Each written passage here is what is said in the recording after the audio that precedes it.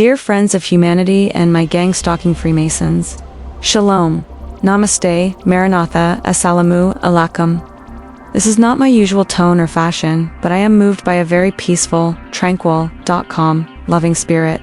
My message is important.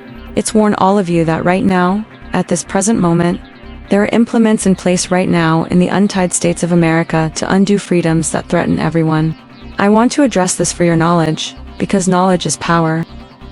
If we can stand united together against the entitled billionaire elitist cabal, it's not a matter of if we can defeat them, but when. JFK said, "We have nothing to fear but fear itself." I believe that fear is what they orchestrate into our psyche to keep us silent and disempowered.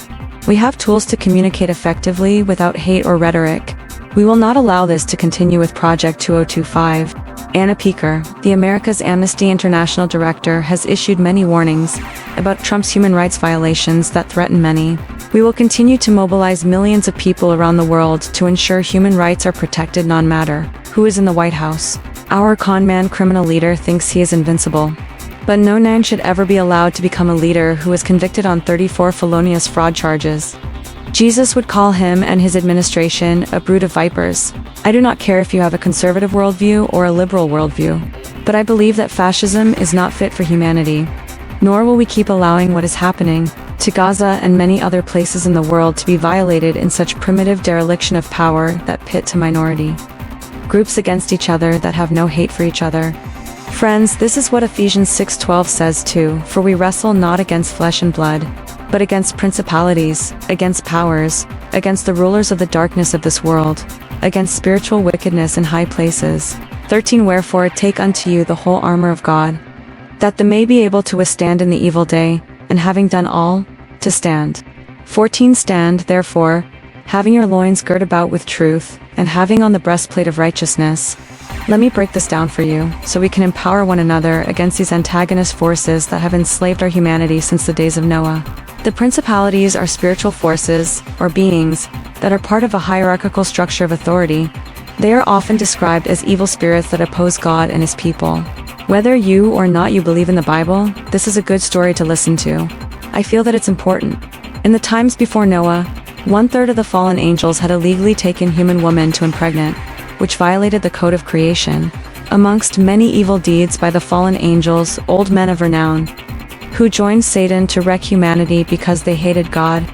God viewed humans as his favorite creation, and Satan wanted revenge for this, because he's a narcissist.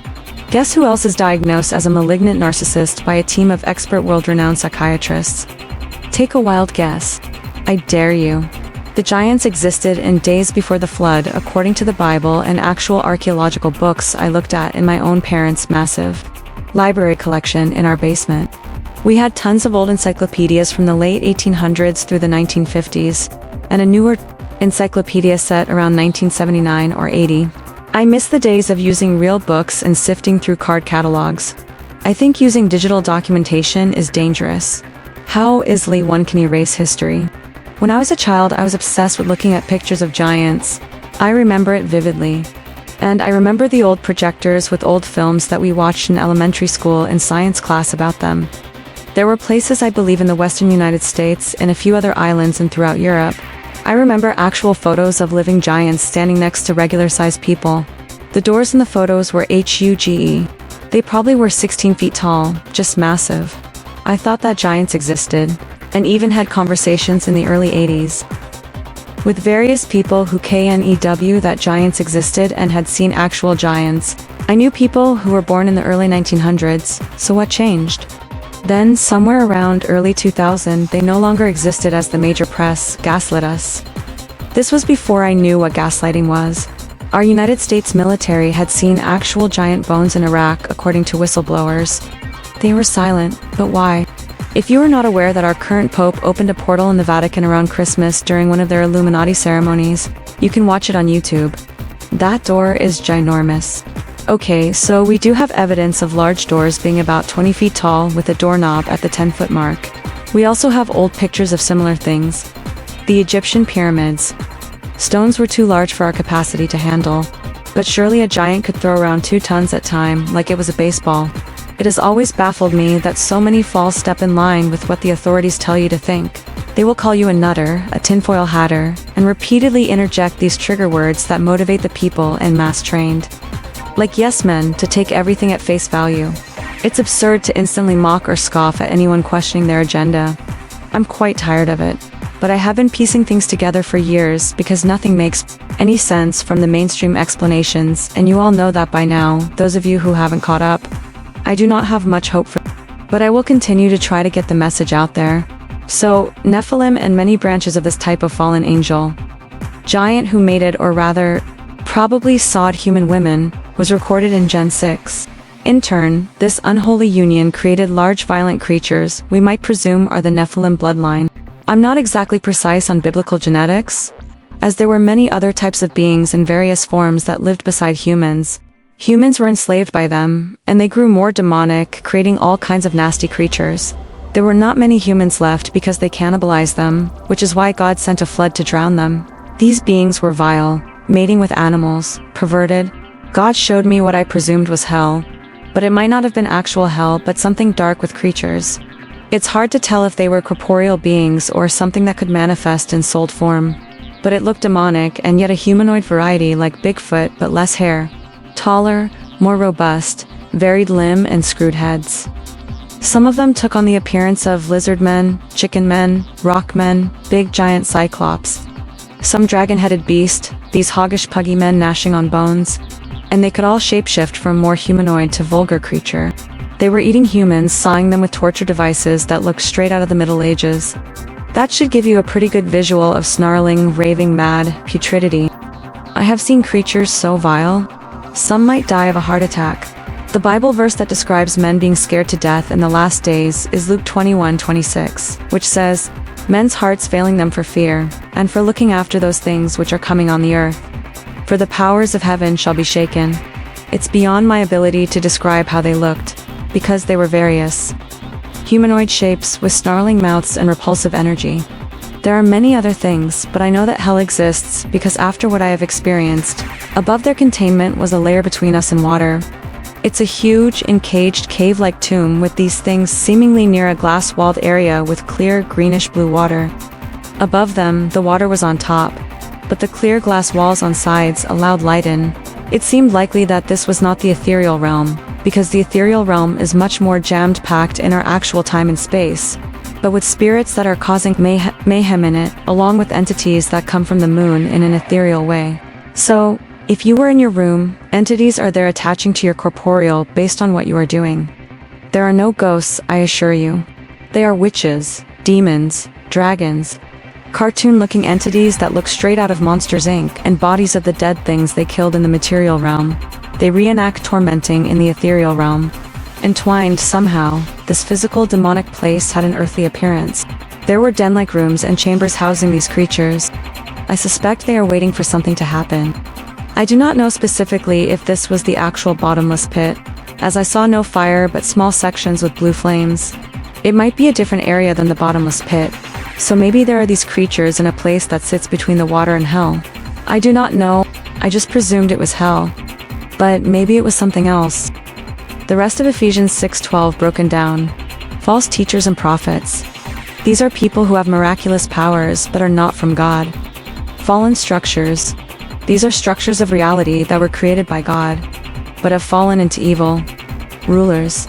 These are the top level of evil spiritual forces. Authorities. These are general forces of evil that attack believers. Cosmic powers. These are the worldwide nature of the spiritual battle. We are seeing an epidemic of false teachers and false prophets.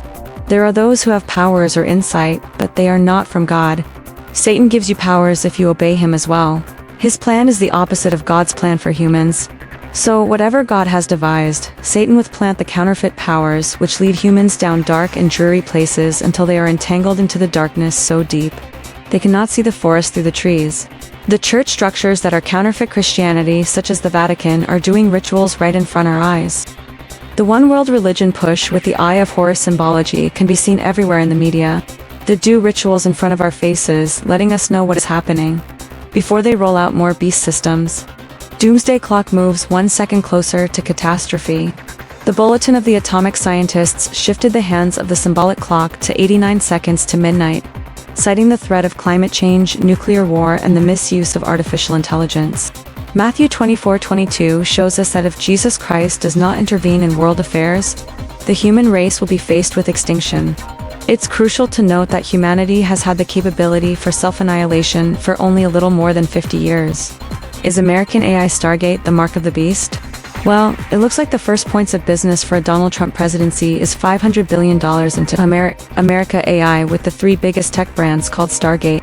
Is the United States going to have a new digital response to the BRICS? Revelations 13, or leaping off the pages of the Bible. Who is the beast number 1 and who is the beast number 2? Are they sitting in the highest office in the world in America Inc? Babylon? Have we placed one man that promises to make America great again above the true and living Messiah, Jesus Christ? These are all questions that we're going to try to tackle this episode, and pray that when you leave here, you'll have a little bit more clarity. Either way, God bless America. God bless this world. Enjoy the pictures I took of the various UFO portals I took to the spiritual realm, underworld, interdimensional space.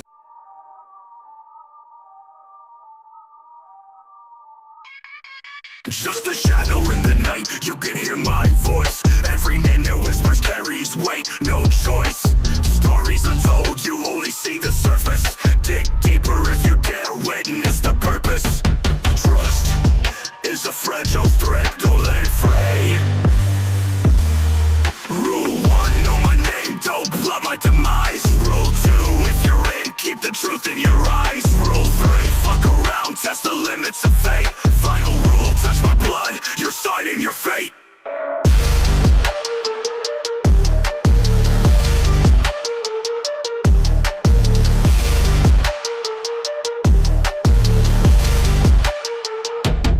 My life's a documentary, no edits, no filter.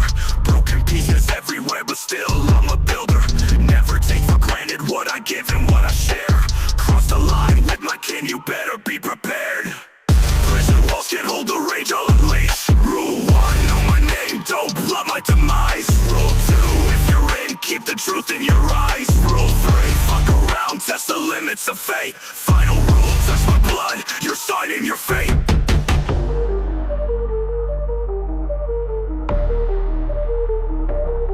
My life's a documentary, no edits, no filter. Broken pieces everywhere, but still I'm a builder. Never take for granted what I give and what I share. Cross the line with my kin, you better be prepared.